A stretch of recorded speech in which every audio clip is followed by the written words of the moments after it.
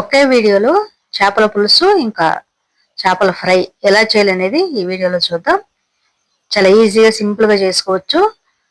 ఈ ఫిష్ ఫ్రైలో నేను ఒక పౌడర్ వేసాను. అది వేయడం వల్ల కర్రీకి చాలా టేస్ట్ వస్తుంది.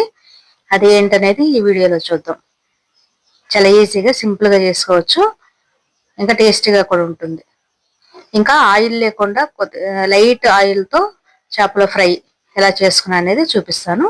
ముందుగా ఫ్రై చేసుకోవడం కోసం మనకి తక్కువ ముళ్ళుండ ముక్కలు తీసుకుని వాటిని ఉప్పు కారం అవన్నీ పట్టించాలి. ఆ ముక్కలు తీసుకుని దానిలో కొద్దిగా పసుపు, ఉప్పు, కారం వేసుకోవాలి.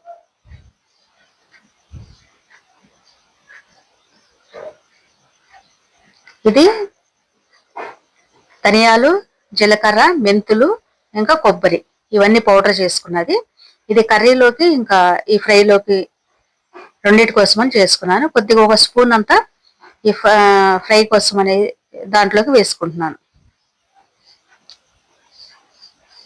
ఇంకా 2 లవంగాలు, చిన్న చెక్క ముక్క వేసుకున్నాను. చెక్క ఇవన్నీ పౌడర్ చేసుకున్నాను అనమాట. కొద్దిగా కొంచెం ఆయిల్ వేసుకుని ఉల్లిపాయ ముక్కలు ఫ్రై చేసుకుని దాన్ని పేస్ట్ చేసుకున్నాను అనమాట. ఇది కర్రీలో కూడా చాలా బాగుంటుంది అనేసి చేశాను. అది కొద్దిగా ఒక స్పూన్ వేసుకున్నాను. కొద్దిగా అల్లం వెల్లుల్లి పేస్ట్ వేసుకున్నాను.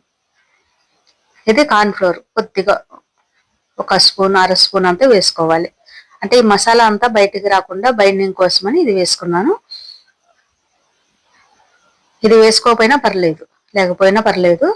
అలాగే కొద్దిగా పచ్చిమిర్చి ముక్కలు, ఇంకా కరివేపాకు, కొత్తిమీర, కొద్దిగా నిమ్మరసం ఇవన్నీ వేసుకుని మంచిగా కలుపుకోవాలి. ఈ మసాలా అంతా చేప ముక్కలకు పట్టే విధంగా కలుపుకోవాలి. కలుపుకుని ఇది పక్కన పెట్టుకోవాలి. మనం కర్రీ చేసుకునే లోపు ఇది మంచిగా ఈ ముక్కలకి మసాలా అంతా పడుతుంది. కర్రీ అయిపోయిన తర్వాత ఈ ఫ్రై చేసుకోవచ్చు. ఇంకా కారం చాలకపోతే కొద్దిగా కారం వేసుకోవచ్చు.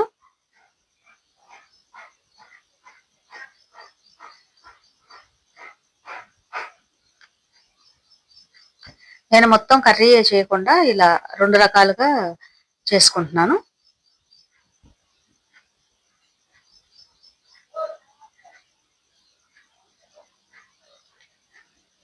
కొంతమందికి ఫ్రై ఇష్టం, కొంతమందికి కర్రీ ఇష్టం. కాబట్టి ఎవరికి నచ్చినట్టు వాళ్ళు తినొచ్చు అన్నట్టుగా నేను ఇలా చేస్తున్నాను.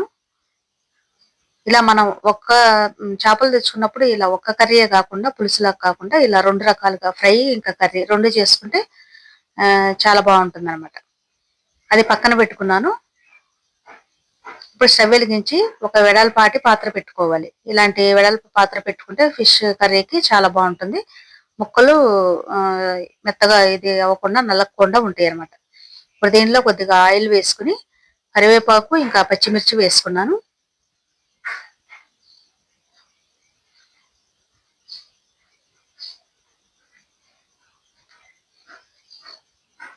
ఇప్పుడు ఉల్లిపాయలు కొద్దిగా ఆయిల్ వేసి చిన్న ముక్కలు కట్ చేసి దీన్ని దోరగా వేయించుకున్నాను అనమాట.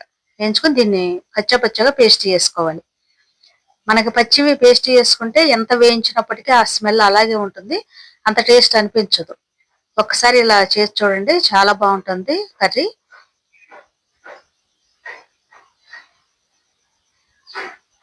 ఉల్లిపాయ ముక్కలు వేసినప్పటికీ ముక్కలుగా అలా కనిపిస్తాయి ఎంత ఉడికినాను.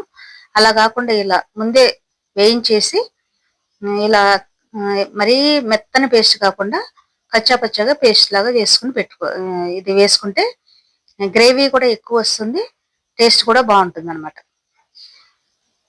కొంతమంది పచ్చివే పేస్ట్ చేసి వేస్తారు, కానీ అది ఆయిల్లో ఎంత వేయించినప్పటికీ ఆ స్మెల్ అలాగే ఉంటుంది.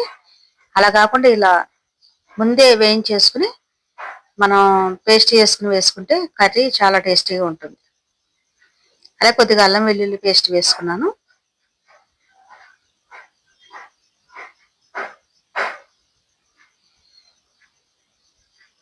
ఇది కూడా పచ్చివాసన పోయే వరకు ఫ్రై చేసుకోవాలి. ఇప్పుడు దీనిలో కొద్దిగా పసుపు, మన కర్రీ సరిపడా మసాలాలన్నీ వేసుకున్నాము.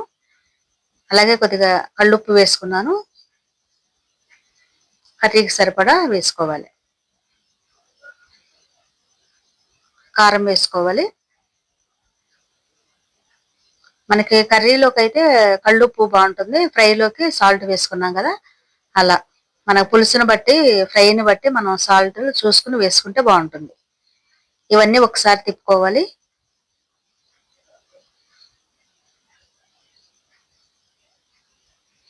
ఇప్పుడు మనం ముందుగా చేసుకున్నాం కదా, ధనియాలు, జీలకర్ర, మెంతులు కొద్దిగానే, ఎక్కువ వద్దు, చేదు వస్తుంది.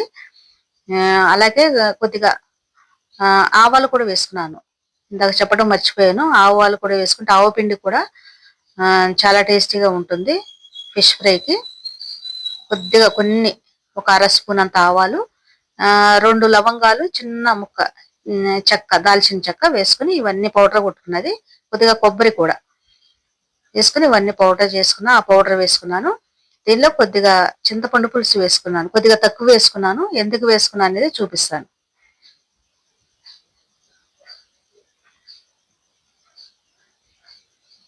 ఇవన్నీ ఒకసారి తిప్పుకుని మనకి గ్రేవీకి ఎంత కావాలనేది చూసుకుని ఇంకా కొద్దిగా వాటర్ వేసుకోవాలి.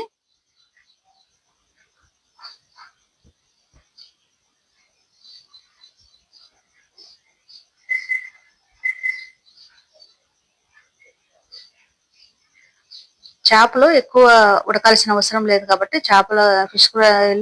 ఫిష్ కర్రీలో మనం వాటర్ కొద్దిగా తక్కువ వేసుకుంటేనే బాగుంటుంది. ఇప్పుడు వాటర్ కొద్దిగా వేసుకున్నాం కదా, ఇది చూసారు కదా, మామిడికాయ. సమ్మర్ లో నేను పుల్లటి మామిడికాయలు తొక్క తీసేసి చిన్న ముక్కలు కట్ చేసి ఎండబెట్టుకున్నాను. వీటిని కచ్చా పచ్చాగా ఇలా మిక్సీలో పౌడర్ కొట్టుకున్నాను. ముక్కలుగా కూడా ఉంచుకోవచ్చు, కానీ ముక్కలుగా వేస్తే అంత మంచిగా ఇదిగా ఉండదు అనేసి నేను కొద్దిగా కచ్చా పచ్చగా వేసుకున్నా. ముక్కలు కూడా కొంతమందికి వస్తే, పిల్లలు అలాంటి వాళ్ళు, మా ఇంట్లో వాళ్ళు అయితే అలా ముక్కలు ఉంటే ఇష్టంగా ఉండదన్నమాట, ఇష్టపడరు. అందువల్ల నేను కచ్చా పచ్చగా వేసుకున్నాను. అప్పుడు ఈ పౌడర్ అంతా కర్రీలో కలిసిపోతుంది, ఆ పులుసులో. నేను అందుకే చింతపండు పులుసు తక్కువ వేసుకున్నాను. మామిడికాయ పౌడర్ వేసుకోవాలనేసి. చేపల కర్రీలో మామిడికాయ ముక్కలు వేసుకుంటే చాలా బాగుంటుంది కదా, పచ్చి మామిడికాయలు. సీజన్ లో వేసుకుంటారు. ఇప్పుడు సీజన్ కాదు కాబట్టి నేను సంవత్సరానికి సరిపడా అలా పౌడర్ చేసి పెట్టుకుంటాను. ఎప్పుడన్నా వీటిలన్నా వేసుకోవాలనుకున్నప్పుడు మామిడికాయ ముక్కలు వేసుకోవాల్సిన ప్లేస్ లో నేను ఆ పౌడర్ వేస్తాను. ఇప్పుడు ఈ పులుసులో చేప ముక్కలు వేసుకున్నాను. ఇవన్నీ ఒకసారి ఉడుకుతూ ఉన్నప్పుడు ఈ తలకాయ కొద్దిగా లావుకుంది కాబట్టి కొంచెం అటు ఇటు తిప్పుకోవాలి. ఆ ముక్క ఏమి నలగడం లేదు, మంచిగానే గట్టిగానే ఉంది కాబట్టి నేను కొద్దిగా 1-2 సార్లు అలా తిప్పుకున్నాను. నలుగుతుంది అనుకున్నప్పుడు తిప్పుకోవాల్సిన అవసరం లేదు, మెత్తగా చేయకూడదు. ఇవన్నీ ఈ పులుసులో ఉడుకుతున్నాయి. ఇప్పుడు పైన కొద్దిగా కరివేపాకు కాడలతో సహా ఇలా పెడుతున్నాను. కొంచెం లుక్ బాగుంటుంది అనేసి అలా వేస్తున్నాను. ఆల్రెడీ ముందు కరివేపాకు వేసేసాను, లేదా మనం ఆ కాడలు తీసేసి అయినా వేసుకోవచ్చు. ఈ పులుసులో కొద్దిసేపు ఉడికించుకోవాలి.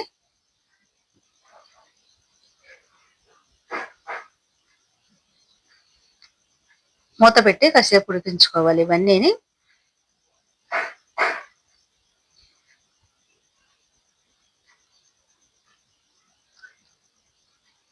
ఆ తలకాయ అంత వద్దనుకున్నప్పుడు మనం ఒక 2 భాగాలుగా కూడా చేసుకోవచ్చు. ఇప్పుడు సిమ్లో పెట్టేసుకుని ఒక్కసారి ఇలా తిప్పుకొని సిమ్లో పెట్టుకుని కొద్దిసేపు ఒక 5 నిమిషాలు అలా ఉడికించుకోవాలన్నమాట. ఇప్పటి వరకు పెద్ద మంట మీద ఉడికించాం కదా, ఇప్పుడు చిన్న మంట మీద ఉడికించుకోవాలి. తలకాయ ఒక్కసారి తిప్పుతున్నాను.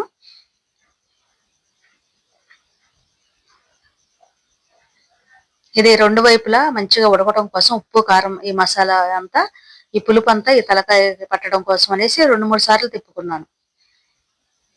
మనం ఒకవేళ మధ్యలోకి ఫస్టే కట్ చేసుకుంటే మనం కర్రీలో వేయకముందే మనం ఇలా చేయాల్సిన అవసరం కూడా ఉండదు.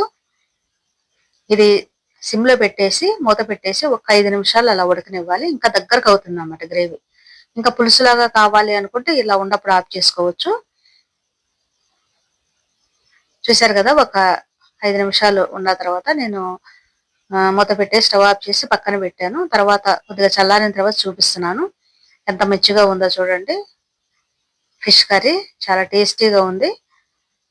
ఇంకా సింపుల్గా ఈజీగా చేసుకోవచ్చు. అలాగే ఉల్లిపాయ పేస్ట్ నేను చెప్పిన విధంగా చేయండి, చాలా బాగుంటుంది. ఇంకా మామిడికాయలు కూడా అలా పౌడర్ చేసుకున్నది ఉండది వేసుకుంటే కర్రీకి ఇంకా టేస్ట్ వస్తుంది. ఇప్పుడు పక్కన పెట్టుకున్నాం కదా మనం ఫిష్ ఫ్రై కోసం అనేసి ఆల్రెడీ ముందు మసాలా కలిపేసుకుని దాన్ని ఫ్రై చేసుకుంటున్నాను. స్టవ్ వెలిగించి ఒక వెడల్పాటిది పాత్ర దీనికి కూడా తీసుకుని దాంట్లో కొద్దిగా ఆయిల్ వేసి, తక్కువ ఆయిల్ వేసుకుంటున్నాను. ఆయిల్ వేసి ఫిష్ ముక్కలన్నీ దీనిలో వేసుకున్నాను.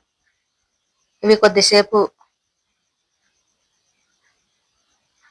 5 నిమిషాలు సిమ్లోనే పెట్టాను. తర్వాత కొద్దిగా ఉడికిన తర్వాత దీన్ని రెండో వైపు తిప్పుకుంటున్నాను.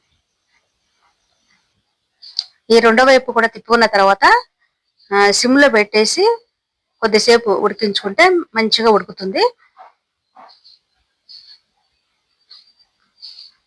కొద్దిగా బ్లాక్ కలర్ తర్వాత వచ్చింది కానీ పైన బ్లాక్ ఉన్నప్పటికీ మనం కార్న్ ఫ్లోర్ అది వేసాం కాబట్టి కొద్దిగా బ్లాక్ కలర్ లాగా అనిపిస్తుంది. లోపల మాత్రం మంచిగా ఉడికింది అనమాట. చాలా ఈజీగా సింపుల్ గా ఇలా ఫిష్ ఫ్రై చేసుకోవచ్చు. ఈ కార్న్ ఫ్లోర్ లేనప్పటికీ మనం వట్టి మసాలాతో కూడా ఫ్రై చేసుకోవచ్చు. చాలా సింపుల్ గా ఈజీగా ఈ విధంగా ఫ్రై చేసుకుంటే చాలా టేస్టీగా ఉంటుంది. చూసారు కదా ఫిష్ కర్రీ ఇంకా ఫిష్ ఫ్రై ఎలా చేసాను అనేది రెండు ఒకే వీడియోలో పెట్టాను. ఈజీగా సింపుల్ గా చేసుకోవచ్చు. మనకి ఒక కర్రీయే కాకుండా ఫ్రై కూడా చేసుకుంటే ఈ విధంగా పిల్లలు కూడా చాలా ఇష్టంగా తింటారు. ఒక్క కర్రీ అంటే ఎక్కువ ఇష్టపడరు కాబట్టి ఇలా ఫ్రై కూడా చేసుకోవచ్చు. చూశారు కదా లాస్ట్ కి కొద్దిగా సిమ్ లో పెట్టి అలా ఉంచడం వల్ల మాడలేదు కానీ మంచిగా ఫ్రై అయ్యింది, ఉడికింది అనమాట లోపల. చూశారు కదా. ఈ వీడియో మీకు నచ్చినట్టయితే please like, share, subscribe my channel. Thank for watching.